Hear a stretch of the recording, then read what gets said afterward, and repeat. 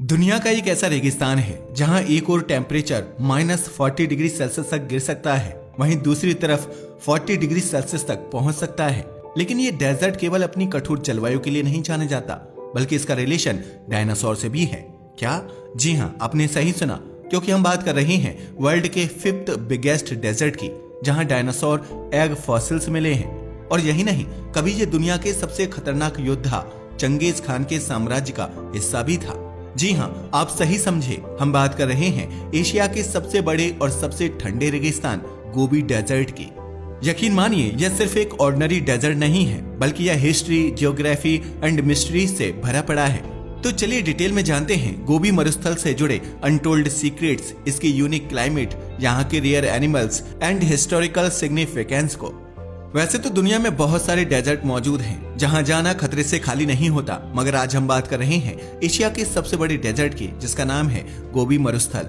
इसकी जियोग्राफी को जानने से पहले बात करते हैं इसके इतिहास की, क्योंकि गोबी डेजर्ट एक ऐसा डेजर्ट है जिसका हिस्टोरिकल सिग्निफिकेंस भी बहुत खास रहा है, क्योंकि ये रेगिस्तान इतिहास में भी इम्पोर्टेंट रोल प्ले कर चुका है, जिसका अंदाजा आप इस बात से लगा सकते हैं कि कभी यहाँ दुनिया के सबसे खतरनाक योद्धा चंगेज खान का साम्राज्य हुआ करता था।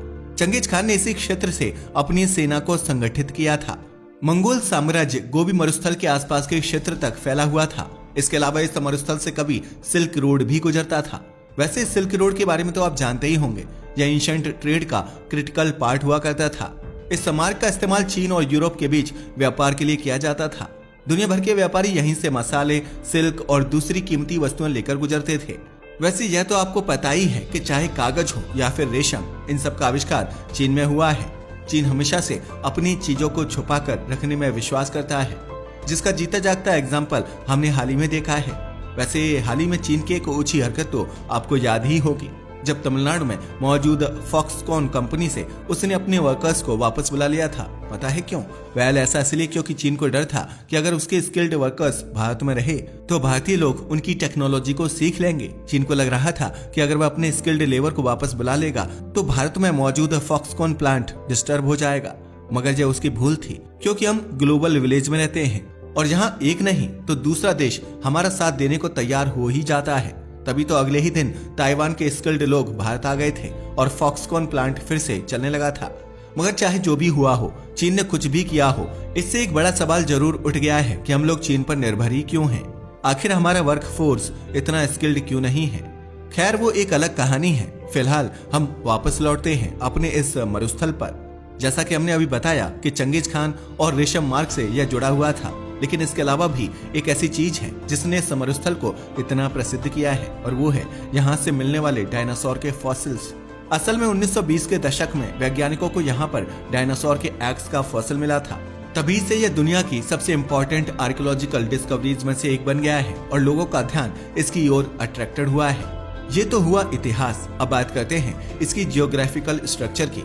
यह डेजर्ट मध्य एशिया में स्थित है और मेनली मंगोलिया और चीन में फैला हुआ है। इसका क्षेत्रफल लगभग 13 लाख वर्ग किलोमीटर यानी 1.295 मिलियन स्क्वायर किलोमीटर है। यह कितना बड़ा होगा, इसका अंदाजा आप इस बात से लगा सकते हो कि भारत जैसे बड़े देश के आधे हिस्से को कवर कर सकता है। वैसे एक बात सच है, डेजर्ट का नाम सुनते ही आंखों के सामने बड़े बड़े रेत के टीले और झुलसा देने वाली गर्मी आ जाती है। मगर आप जानकर हैरान रह जाएंगे कि गोबी मरुस्थल को अक्सर ठंडा मरुस्थल कहा जाता है। पता है क्यों? क्योंकि सर्दियों में यहाँ टेम्परेचर -40 डिग्री सेल्सियस तक चला जाता है। इन शॉर्ट कहा जा सकता है कि यहाँ की जलवायु बहुत ज्यादा कठोर है, या फिर यूं कहें कि गोबी डेजर्ट तो जाना ही जाता है अपने खराब मौसम के लिए।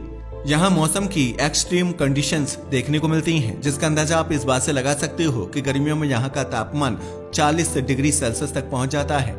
इससे गर्मी इतनी ज्यादा होती है कि पूरा का पूरा मरुस्थल एक कंफ्यूजन की तरह लगता है। इस टाइम पर यहाँ सूरज की किरणें इतनी तेज गति से आती हैं कि रेत अग्नि ज्वाला में बदल जाता है। चारों ओर एक मोटी सी परत बन जाती है, जिससे पूरा का पूरा मरुस्थल ब्लड सा लगने लगता है और यहाँ विजिबिलिटी कम हो जाती है। मगर जैसे ही सूरज ढलना शुरू होता है तो इस मरुस्थल में एक ड्रामेटिक चेंज आता है, क्योंकि कुछ समय पहले जो डेजर्ट तपते हुए अंगारे के जैसा था, रात होते ही दिन की वह तपिश धीरे धीरे ठंड में बदलने लगती है और आसमान में कलर्स आने शुरू हो जाते हैं। इस समय टेम्परेचर 0 से भी नीचे चला जाता है। स्पेशली सर्दियों के दिनों में टेम्परेचर घटकर -40 डिग्री सेल्सियस तक चला जाता है। इसलिए यहाँ सरवाइव कर पाना बेहद मुश्किल रहता है।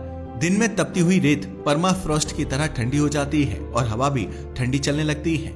यह परिवर्तन इतना तेज गति से होता है कि किसी चमत्कार से कम नहीं लगता। यकीन मानिए, गोबी के टेम्परेचर में अचानक आने वाला यह बदलाव उसकी हर्ष नेचर को शो करता है, जिसका सबसे ज्यादा असर पड़ता है यहाँ मौजूद जीवों पर, जो इस वातावरण में जीवन की चुनौतियों से लड़ते नजर आते हैं। दरअसल यहाँ के fauna and plants in extreme circumstances में जीवित रहने के लिए यूनिक कस्टमाइजेशंस डेवलप कर चुके हैं। पर सवाल ये है कि दुनिया में बहुत सारे मरुस्थल हैं, तो फिर गोबी डेजर्ट बाकी रेगिस्तानों से अलग क्यों है? और क्या यहाँ केवल रेत ही रेत मौजूद है? तो इसके लिए हमारा जवाब है नहीं। ऐसा इसलिए क्योंकि यहाँ सिर्फ रेत ही नहीं बल्कि रॉकी माउंटेन्स एंड कई ड्राई लेक्स और ग्रेवल वाले मैदान भी मिलते हैं, इसलिए इसे अलग माना जाता है। गोबी मरुस्थल की ज्योग्राफी एंड क्लाइमेट भी काफी हद तक अलग है। दरअसल गोबी मरुस्थल northern China and southern Mongolia में फैला हुआ है और अल्ताई पहाड़ों के साथ साथ तिब्बत के पठार के पास मौजूद है। इसकी लंबाई 1600 किलोमीटर और चौड़ाई 800 किलोमीटर है। यह मरुस्थल साल भर शुष्क बना रहता है क्योंकि यहाँ 200 मिलीमीटर से भी कम बारिश होती है। साथ ही तेज हवाएं और धूल भरी आंधियां चलती हैं। जब बारिश इतनी कम होती है तो गोबी मरुस्थल की वाइल्ड लाइफ कैसी होगी? इतनी कठोर जलवायु होने के बावजूद यहाँ वाइल्ड लाइफ मौजूद है। आप जानकर हैरान रह जाएंगे कि गोबी डेजर्ट जितना कठोर है, वहाँ रहने वाले लिविंग ऑर्गेनिजम्स उतने ही अनोखे हैं। अगर बात की जाए गोबी के मोस्ट फेमस एनिमल्स की, तो इसमें पहले नंबर पर आता है बैक्टीरियन ऊंट। बैक्टीरियन ऊंट की बात की जाए तो ये दुनिया में मौजूद बाकी ऊंटों से अलग होता है क्योंकि इसके बैक पर एक नहीं बल्कि 2 हम्प होते हैं। यह कठोर जलवायु में भी जिंदा रह सकते हैं क्योंकि इनके शरीर की संरचना डेजर्ट कंडीशंस के लिए अनुकूल विकसित हुई है। इनफैक्ट बैक्टीरियन ऊंट को तो टीलों का राजा भी कहा जाता है क्योंकि यह ऊंट अपनी अनूठी विशेषताओं के साथ इस रेगिस्तान का प्रतीक बना हुआ है। इसके पास 2 कुबड़ हैं, जिसके कारण वह लंबी यात्रा करने के लिए सबसे ज्यादा जरूरी बने हुए हैं। बैक्टीरियन ऊंट के ये दोनों कुबड़ इससे काफी दिनों तक पानी के बिना जिंदा रहने में मदद करते हैं। इसके अलावा इसकी स्किन भी बहुत मोटी होती है, जिससे यह extreme heat and bitter cold दोनों से सुरक्षित रहता है। ऐसा इसलिए क्योंकि ऊंट की स्किन को प्रकृति ने इस तरह से डिजाइन किया है कि यह सर्दियों में गर्म और गर्मियों में ठंडी रहती है, जिससे यह हर मौसम में कंफर्टेबल रहता है। सदियों से बैक्टीरियन ऊंट गोबी में खानाबदोश जीवन का इंटीग्रल पार्ट रहा है। यह ऊंट नोमैडिक पीपुल्स के लिए केवल ट्रांसपोर्टेशन का एक साधन नहीं है बल्कि उनके जीवन का एक इम्पोर्टेंट पार्ट भी बना हुआ है। पता है क्यों? वेल, ऐसा इसलिए क्योंकि यह उन लोगों के लिए बोझा ढोने के साथ साथ मिल्क भी देते हैं। ये रेगिस्तान के विशाल विस्तार में सामान और लोगों को ले जाते हैं। ये सदियों से इतने अनमोल इसलिए भी बने हुए हैं क्योंकि यह बिना थके लंबी दूरी तय कर सकते हैं।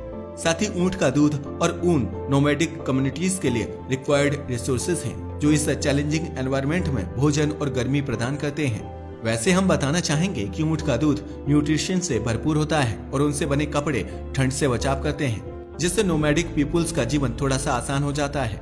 इसके अलावा यहाँ और भी बहुत से क्रिएचर्स पाए जाते हैं, जैसे स्नो लेपर्ड, गोबी भेड़िया और आइबेक्स हिरण। कितनी विडंबना है ना, जो डेजर्ट एंशिएंट पीरियड से इम्पोर्टेंट रहा है, लेकिन आजकल यह कई प्रॉब्लम्स का सामना कर रहा है। दरअसल गोबी मरुस्थल के सामने कई एनवायरमेंटल चैलेंजेस खड़े हुए हैं और इसकी सबसे बड़ी समस्या है डेजर्टिफिकेशन। डेजर्टिफिकेशन का मतलब होता है जब किसी एरिया का रेगिस्तान लैंड लगातार बढ़ रहा हो। गोबी मरुस्थल में यही हो रहा है, जिससे चीन और मंगोलिया का एग्रीकल्चरल सेक्टर भी प्रभावित हो रहा है।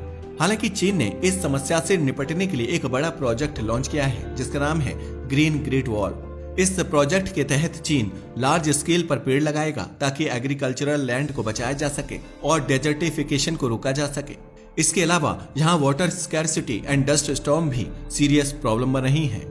मगर चाहे जो भी हो, गोबी डेजर्ट सिर्फ एक सूखे इलाके का नाम नहीं है, बल्कि यह history, mystery, geography and environmental importance से भरा हुआ है। यह दुनिया के सबसे अद्भुत स्थानों में से एक माना जाता है, जहां साइंस, आर्कियोलॉजी एंड नेचर का कॉन्फ्लुएंस देखने को मिलता है। वैसे आपका इस डेजर्ट के बारे में क्या ख्याल है? हमें कमेंट करके जरूर बताइएगा। साथ ही अगर आपको हमारी वीडियो पसंद आई हो तो इसे लाइक और हमारे चैनल को सब्सक्राइब करना ना भूलें। धन्यवाद।